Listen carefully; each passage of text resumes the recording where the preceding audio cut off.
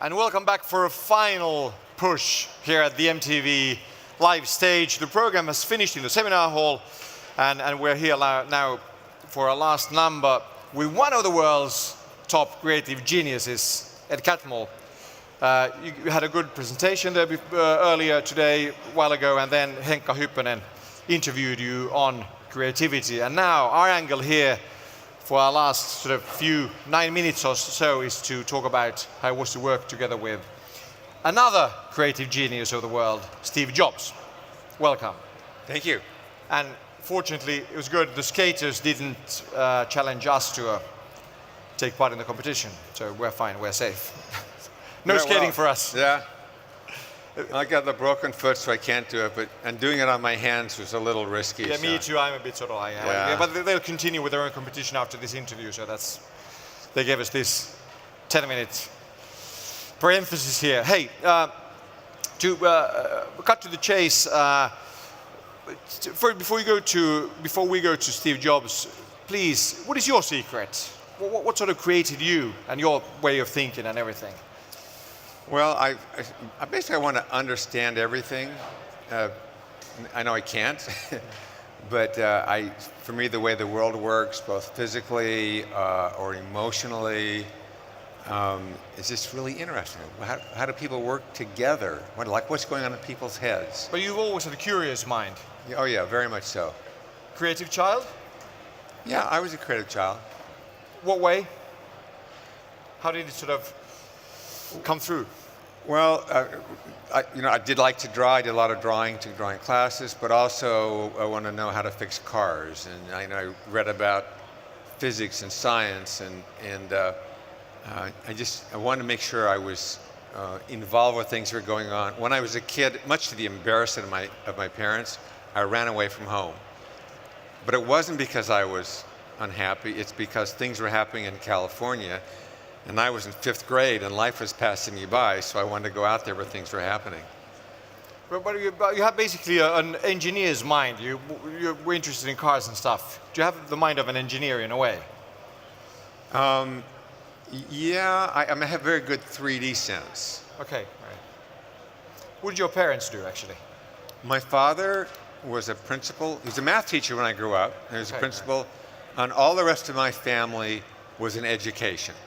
I was the black sheep in the family. But that's a good platform. I mean, it somehow must have filtered through in abstract ways we don't know about, but it must be there as well. I think it could be a good platform for... Oh, I believed that I was going to end my career as a professor. Okay. Right. So through almost all my life, I thought around 50, 55, I was going to go to university. Never happened, but it was the mindset. At some point you have to go out and teach to people. Hey, what happens when two worlds collide in a positive way? When you hooked up with Steve Jobs and started working together, how is it, for two immensely creative minds to sort of work together?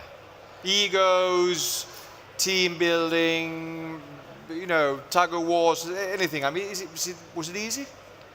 Well, no, and to begin with, Steve had a certain style, and as I've said before and read or written about, he went through dramatic change by the end of his life. And I witnessed that change, and the public version of it is the one people know about, the way he behaved when he was younger. And I saw that too.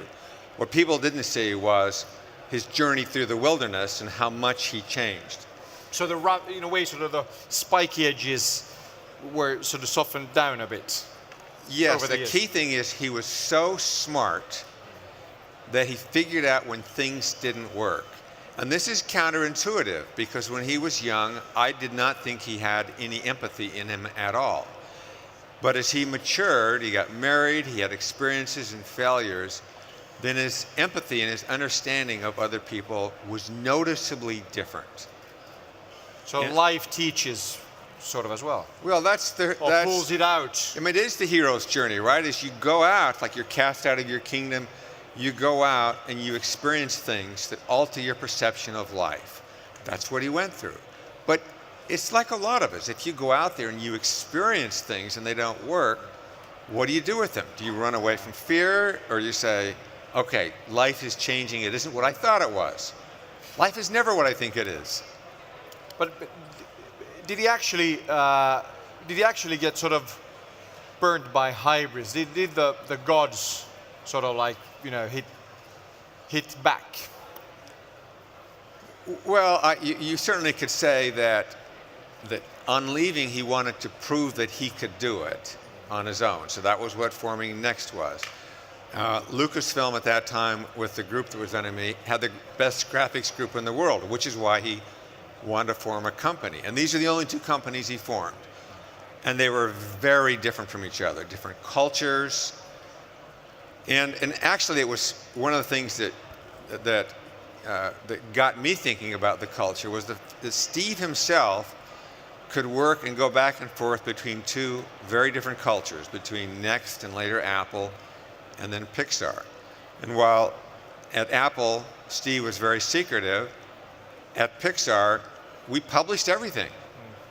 Now, people think, oh, well, he's going to close up everything. But in fact, he never pushed back.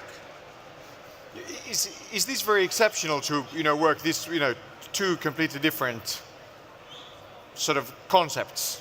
How you do things? Oh, for me, it's the wearing two hats, which is actually a broadening event. But it's not easy for everyone.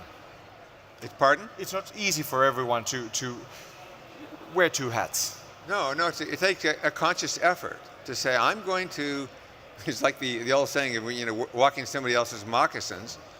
Well, what if you actually do walk in somebody else's moccasins? That's what wearing the other hat is you go over and say, I'm going over with a group who thinks completely differently. Yeah. And you got one group at Pixar who is full of clowns and jokesters. When I first met Steve, he was very serious.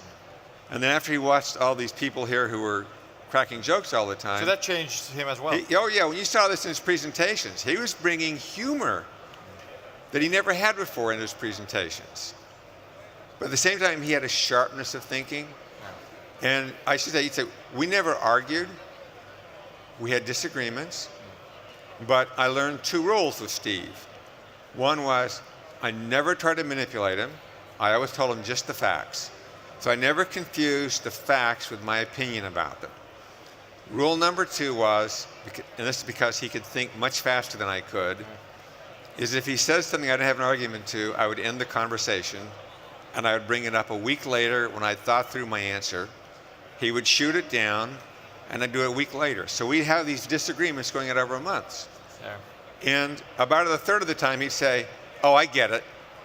You're right. And that's the end of the discussion. Sometimes he would win. And about a third of the time, we never reached a conclusion, in which case I did it my way and he didn't care. And that was the way we worked things out. Hey, if you pick one thing, what did Steve Jobs teach you? And on the other hand, what do you think you taught Steve Jobs? What do you give each other? Well, I think... There's one concrete thing. Okay, in terms of teaching me something, is that Steve, from the beginning, took on a role, I didn't appreciate it to begin with, but he was a protector. So there was something special there, and he acted to protect this group. It was not easy. There were a lot of challenges. We cost a lot of money. He had to eat our failures. But in the end, all the way to the very end, he protected us, and he cared deeply about what we did. And I think on our side, there was the humor and the openness that he enjoyed. I think he was very relaxed around us. People say he was more relaxed around us than he was at Apple. I don't know because I wasn't there. But that was the kind of environment we had.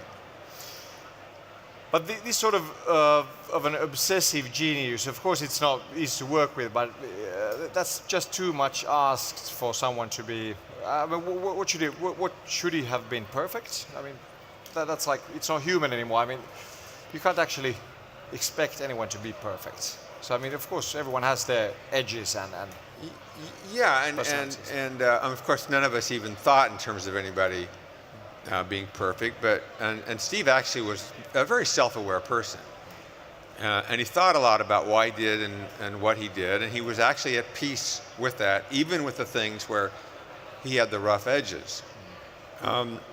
And at the same time, he recognized his power in the room.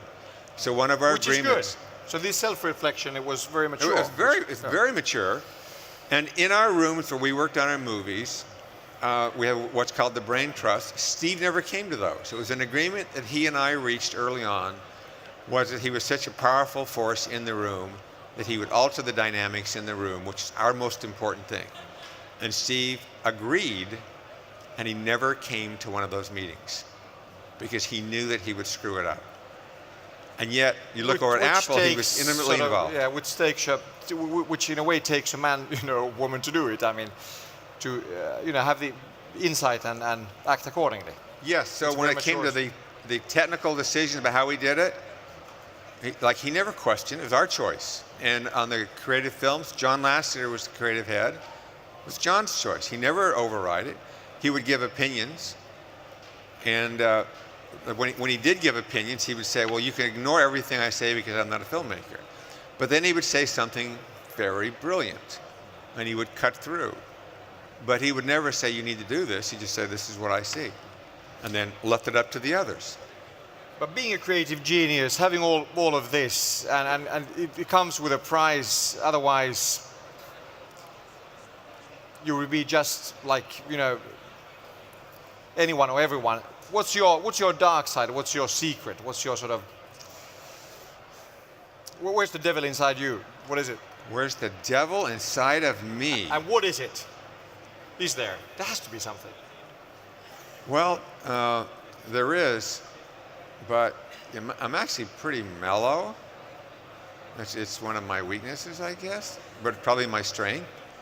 Which in a way would be very un-American, in a way. Mellow. Being mellow. Is it in a way? Well, it's a combination of being mellow and stubborn. So the mellow part was if I didn't agree with Steve, then I'm okay with that. We would just take a long time because I also was stubborn because this is what we were going to do. And I am a fairly introspective person, so I know sort of what my weaknesses are, but I guess I wouldn't call them dark sides. But it is something that you can sort of draw strength from at the same time. Yeah, I mean, even right now, like there's a thing I'm wrestling with, and so my question is, why am I so obsessed with solving this problem? So which is like how Steve Jobs was in a way, obsession. We're talking about, did that thing actually build a bond between you, obsession? You were both sort of... Oh yeah, we were all obsessed. We were obsessed in different ways. And there were times when we were discouraged. So John would be discouraged, I'd be discouraged, Steve would be discouraged.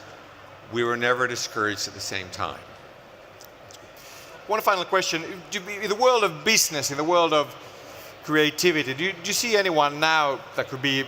There's no, so of course, there isn't a new Steve Jobs. There was no Steve Jobs before Steve Jobs, but do you see a character that would be fascinating, interesting in his own Well, the genius? thing I like, and there was a time in which it sort of disappeared from the industry, but I mean, to be honest, what I see, what Mark Zuckerberg is doing and Bill Gates are doing with their wealth and trying to help the world, I mean, to be honest, I didn't see that in a lot of Silicon Valley for a while. And now when I see it happening, I have great admiration for people like that. That they're running businesses and people may question certain things about them, but at heart, when they do that, they're saying they want to make a positive difference. And so whatever other issues they've got, when people do that, I admire it. And Ed Catmull, I think that's the perfect notion to wrap up this conversation with. And actually, not only the conversation, wrap up 2 days of Nordic Business Forum as well. Because we're finished. This is it. Well, actually, you're just starting. Yeah, something new started now, but Nordic Business Forum for this year, That's all right. we finished it. We pulled it, across the line. All right, we're across the line. So good. Hey, and so this is it, MTV Live Stage here at the Nordic Business Forum.